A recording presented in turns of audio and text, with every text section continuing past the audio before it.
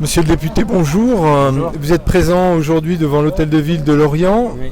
Une manifestation a été organisée aussi à votre initiative contre la fermeture de la poste à Kervénanec, démantèlement du service public. Ouais, totalement. Dans un quartier qui est un quartier prioritaire, comme on le dit en termes un peu des jargons qu'on utilise, mais qui est en vrai un quartier dans lequel il y a une concentration de la pauvreté. L'Observatoire de la pauvreté qui est sorti cette semaine a bien montré ça.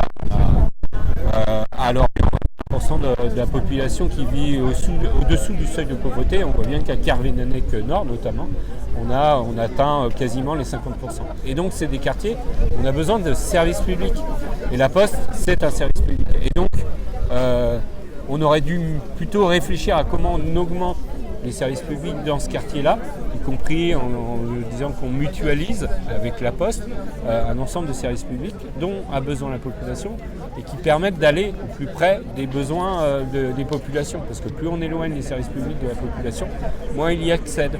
C'est des personnes qui n'accèdent pas à leur RSA, c'est des personnes qui n'accèdent pas au fonds Solidarité Logement dont ils ont besoin pour payer leurs charges. On a vu les rappels ce mois-ci pour les personnes qui habitent dans du logement social. Et donc effectivement ça va dans le mauvais sens. Et donc j'ai participé à faire en sorte que les personnes puissent se mobiliser parce qu'elles ont découvert très tardivement que la Poste allait fermer à Kervénanec. Un petit mot par rapport à ce qui se passe au niveau national. Vous faites partie des députés qui ont voté cette motion de censure pour faire tomber le gouvernement Barnier. Vous pensez que les choses vont changer ? En tout cas, ce que je ne pouvais pas voter, c'était un budget qui était mauvais pour les Françaises et les Français. Un budget qui instaurait une austérité qui empêche notamment les municipalités d'agir. Un budget qui faisait que le ticket modérateur allait être augmenté et donc qui a une conséquence, c'est que les mutuelles allaient augmenter pour les habitants, pour les Françaises et les Français. Et donc en refusant ce budget, le Premier ministre a fait le choix, lui, de imposer ce budget à travers un 49.3 et donc la logique dans laquelle on a été, ça a été de dire motion de censure parce qu'on ne nous impose pas un budget qui est mauvais pour les Françaises et les Français. Le président de la République consulte actuellement. Vous pensez qu'on va encore avoir un Premier ministre ou une Première ministre de droite ? Les écologistes vont être reçus lundi à l'Élysée, et donc on ira. Et j'ai envie de dire, Emmanuel Macron, plus il s'occupe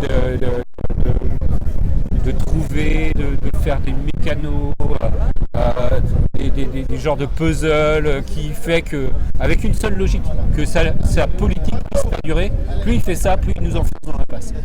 Il doit s'en remettre au fait qu'il y a un bloc qui arrivait en tête le 7 juillet, qui s'appelle le Nouveau Front Populaire.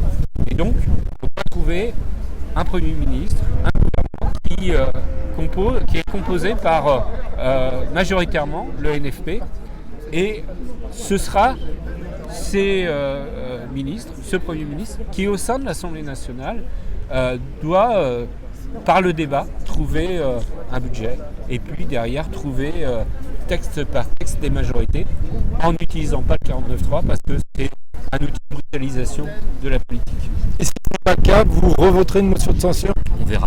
On va voir ensuite comment les choses avancent. Merci beaucoup pour GEM Radio et rendez-vous à la prochaine motion de censure. Merci, au revoir.